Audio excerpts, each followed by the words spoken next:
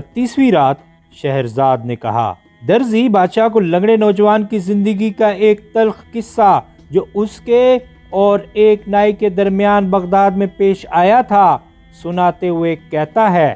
اس نے کہا کہ نوجوان نے ہمیں بتایا، میں نے اس نائی کو محض بال بنوانے کے لیے بلوایا تھا، مگر اس نے مجھے اپنے کارنامے گنوانے شروع کر دیے، اور جب یہ میرے باپ کا قصہ بیان کر چکا تو میں نے کہا،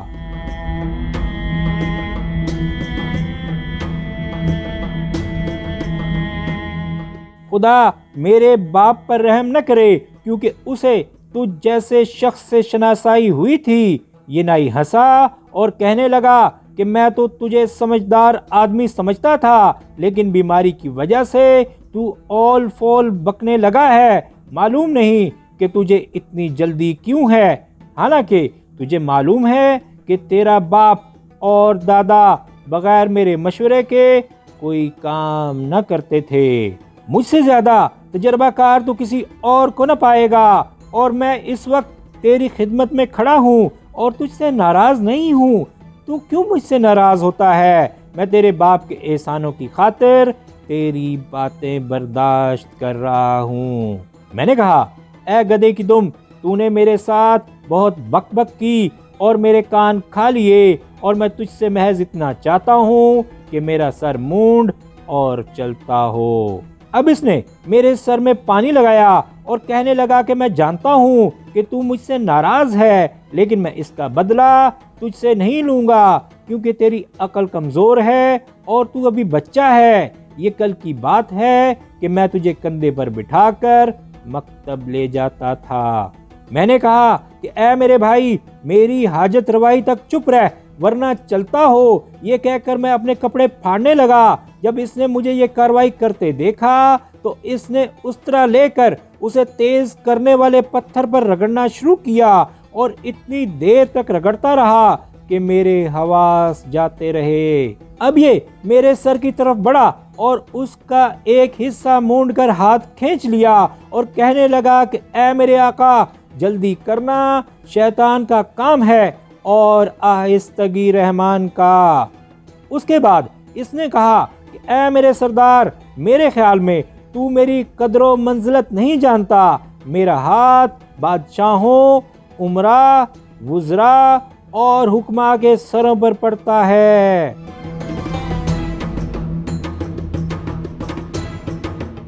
میں نے کہا کہ بیکار باتیں جانے دے، تو نے مجھے دل تنگ اور پریشان خاطر کر رکھا ہے۔ اس نے کہا کہ شاید تجھے جلدی ہے۔ میں نے جواب دیا، ہاں ہاں ہاں ہاں مجھے جلدی ہے۔ اس نے کہا، آہستگی سے کام لے، کیونکہ جلد بازی شیطان کا کام ہے اور اس سے پشیمانی اور نا امیدی کا سامنا ہوتا ہے۔ واللہ میں تیرے متعلق شک میں پڑ گیا ہوں، اس لیے میں چاہتا ہوں کہ تو اپنا ارادہ ظاہر کر دے، کیونکہ میں ڈرتا ہوں کہ کہیں لینے کے دینے نہ پڑ جائیں۔ اس کے بعد یہ کہنے لگا، میں وقت کے متعلق شک میں نہیں رہنا چاہتا، بلکہ چاہتا ہوں کہ اس کی تحقیق کر لوں، کیونکہ اگر کوئی بات اوٹ پٹانگ ہوتی ہے تو اس میں خرابی پیدا ہوتی ہے، بالخصوص مجھ جیسے شخص کے لیے، کیونکہ میں لوگوں میں مشہور و معروف ہو چکا ہوں۔ اس لیے مجھے اور نجومیوں کی طرح بغیر تحقیق کے کچھ نہیں کہنا چاہیے۔ یہ کہہ کر اس نے استرا الگ رکھ دیا اور ستاروں کا حال جاننے والا آلہ لے کر دھوپ میں گیا، اور بڑی دیر تک وہاں رہنے کے بعد لوٹا اور کہنے لگا کہ ہاں، یہ گھڑی واقعی ٹھیک ہے سر منڈوانے کے لیے۔ میں نے کہا کہ بس اور باتیں مت کر، کیونکہ میرا دل چکنا چور ہو چکا ہے۔ اب اس نے پھر استرا اٹھایا اور اسے تیز کرنے والے پتھر پر رگڑا جس طرح پہلے رگڑا تھا، اور کچھ حصہ سر کا مونڈ کر کہنے لگا کہ تیری جلد بازی پر مجھے افسوس ہوتا ہے۔ اگر تو اس کا سبب مجھے بتا دے تو تیرے لیے بہتر ہے، کیونکہ تجھے معلوم ہے کہ تیرا باپ اور تیرا دادا بغیر میرے مشورے کے کوئی کام نہ کرتے تھے۔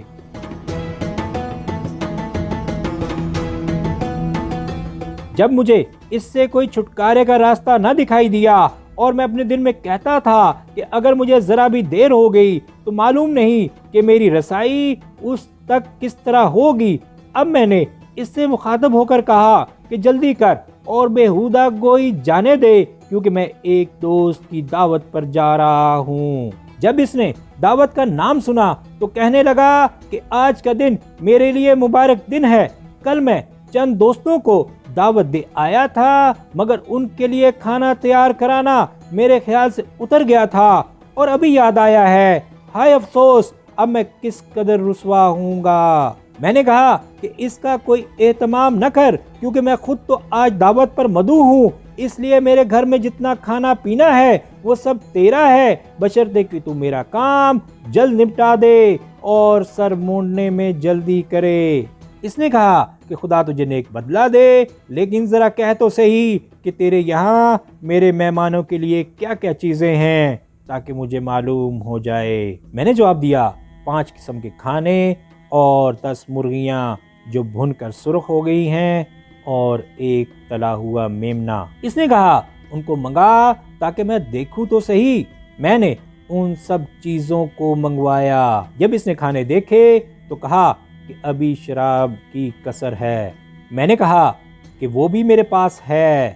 اس نے کہا کہ منگا، اور میں نے منگائی۔ اس نے کہا سبحان اللہ، تو کیسا سخی آدمی ہے، لیکن ابھی خوشبو اور عطر باقی ہیں۔ میں نے ایک صندوقچی عود اور عنبر اور مشک کی اس کے سامنے لا کر رکھی، جس کی قیمت 50 دینار تھی۔ اب وقت اور بھی تنگ ہو چکا تھا اور میرا دل گھبرا رہا تھا۔ میں نے کہا کہ تو یہ سب لے اور خدا کے لیے میرا سر مونڈ دے۔ اس نے کہا میں اس وقت تک نہ لوں گا جب تک یہ نہ دیکھ لوں کہ اس میں ہے کیا۔ میں نے غلام کو حکم دیا کہ وہ صندوقچی کو کھولے، اور اس نے کھولا۔ اب اس نے ستاروں کا حال معلوم کرنے والا آلہ ایک طرف رکھ دیا اور زمین پر بیٹھ کر عطروں اور خوشبوؤں اور عود کو جو صندوقچی میں تھیں الٹنے پلٹنے لگا، یہاں تک کہ میں پریشان ہو گیا۔ اب یہ آگے بڑھا اور اس طرح لے کر پھر میرا سر تھوڑا سا مونڈا اور کہنے لگا کہ بیٹا واللہ مجھے معلوم نہیں کہ تیرا شکر گزار ہوں یا تیرے باپ کا۔ میری آج کی دعوت تمام تیری نیکی اور احسان کی وجہ سے ہے، اگرچہ میں اس کے قابل نہیں ہوں۔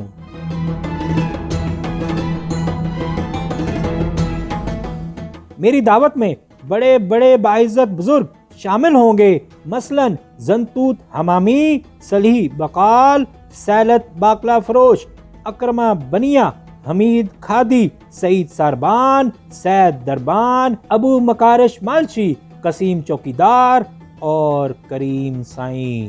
ان میں سے کوئی بھی نہ خشک مزاج ہے، نہ دھوکے باز، نہ باتونی اور نہ کنجوس۔ ان میں سے ہر ایک نے کوئی نہ کوئی ناچ ایجاد کیا ہے جسے وہ خود ناچتا ہے، اور اشعار جو وہ خود گاتا ہے، اور ان میں سب سے اچھی بات یہ ہے کہ وہ سب کے سب تیرے غلام کی طرح کم گو اور کم سخن ہیں۔ حمامی کا تو یہ حال ہے کہ وہ اپنی ڈھولک پر جادو کی طرح گاتا ہے اور اٹھ کر ناچنے لگتا ہے اور کہتا ہے آقا میں جا رہا ہوں، میری تھیلی بھر دے۔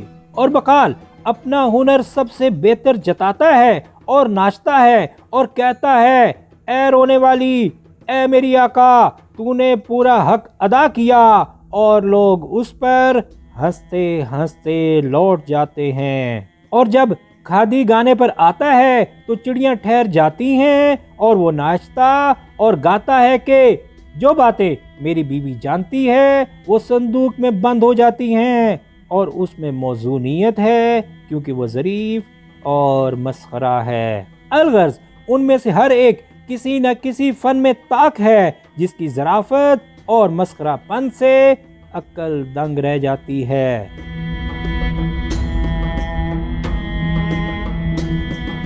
اگر تو ہمارے جلسے میں شریک ہونا چاہے تو اس سے تجھے اور ہمیں بڑا لطف آئے گا، اور تو اپنے دوستوں کے پاس جانے کا خیال چھوڑ دے گا جن کے پاس جانے کے لیے تو تڑپ رہا ہے، کیونکہ ابھی تک تجھ پر بیماری کا اثر باقی ہے اور ممکن ہے کہ ان میں ایسے لوگ بھی ہوں جو بہت باتونی ہوں اور فضول بک بک کرتے ہوں، یا ان میں کوئی بیہودہ گو ہو جس کی باتوں سے تیرے سر میں درد ہونے لگے۔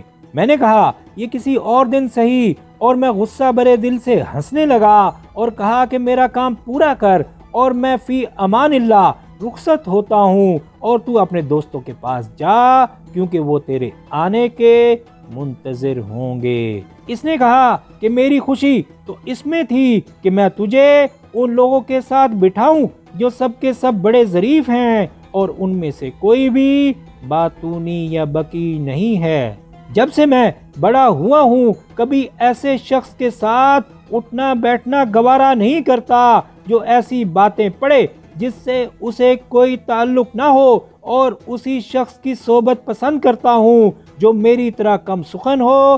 اگر تو ایک بار ان کی صحبت میں بیٹھ کر دیکھے گا تو اپنے تمام دوستوں کو بھول جائے گا۔ میں نے کہا خدا ان کے ساتھ تجھے پوری مسرت پہنچائے، اور میں ضرور ایک نہ ایک دن ان کی خدمت میں حاضر ہوں گا۔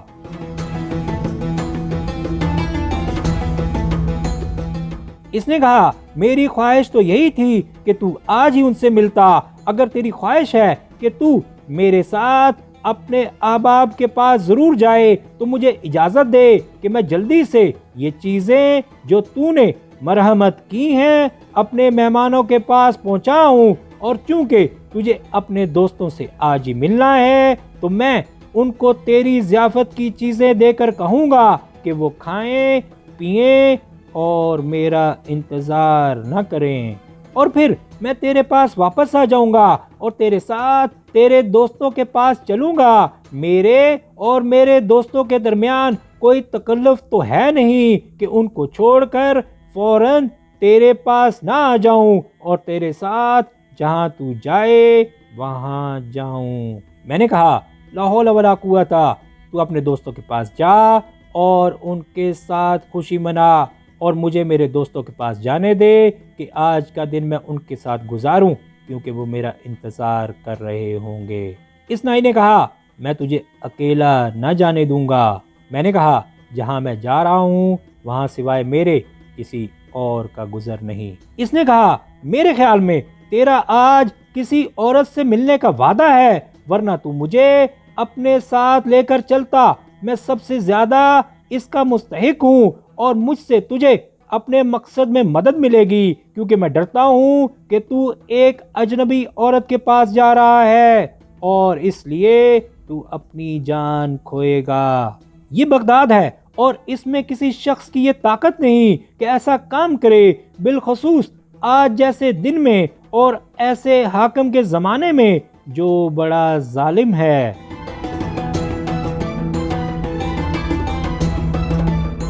میں نے کہا لانو تو تجھ پر اے بدذات بڈھے، دور ہو یہاں سے، تو ایسی باتیں مجھ سے کیوں کرتا ہے؟ اس نے جواب دیا اے ناسمجھ، تو مجھ سے ایسی باتیں کرتا ہے جس سے مجھے شرم آتی ہے اور اپنا راز مجھ سے چھپاتا ہے، کیونکہ میں سب کچھ یقین کے ساتھ جانتا ہوں اور سوائے اس کے اور کچھ نہیں چاہتا کہ اپنی جان لڑا کر تیری مدد کروں۔ اچھے خاصے وقت اور بحث کے بعد اللہ اللہ کر کے میرا سر منڈ چکا تھا۔ اب میں نے کہا کہ یہ کھانا پینا لے اور اپنے دوستوں کے پاس جا، اور میں تیرا انتظار کروں گا کہ تو واپس آئے اور میرے ساتھ چلے۔ اس طرح میں اس ملعون کو دھوکہ دینا چاہتا تھا کہ یہ میرے پاس سے چلا جائے، لیکن اس نے کہا کہ تو مجھے دھوکہ دینا چاہتا ہے اور تو تنہا جا کر ایسی مصیبت میں پھنس جائے گا جس سے کبھی چھٹکارا نہ ہوگا۔ میں تجھے خدا کا واسطہ دیتا ہوں کہ جب تک میں لوٹ نہ ہوں میرے بغیر ہرگز مت جائیو، تاکہ مجھے تیرا حال معلوم ہوتا رہے۔ میں نے کہا بہت خوب، دیر مت کیجیو۔ اب یہ ملعون تمام چیزیں لے کر نکلا اور انہیں حمال کے ٹوکرے میں رکھ کر اپنے گھر بھیج دیا اور خود ایک گلی میں چھپ گیا۔ اب میں فوراً اٹھا اور کپڑے پہن کر اکیلا نکل کھڑا ہوا اور اس کوچے میں پہنچ کر اس مکان کے دروازے پر آ کھڑا ہوا جس میں وہ لڑکی رہتی تھی، اور میں نے دیکھا کہ وہ بڑھیا کھڑی میرا انتظار کر رہی ہے۔ اس کے ساتھ میں اس منزل پر گیا جہاں وہ لڑکی رہتی تھی۔ میں داخل ہی ہوا تھا کہ مکان کا مالک دفتر سے گھر لوٹا اور مکان میں داخل ہو کر دروازہ بند کر لیا۔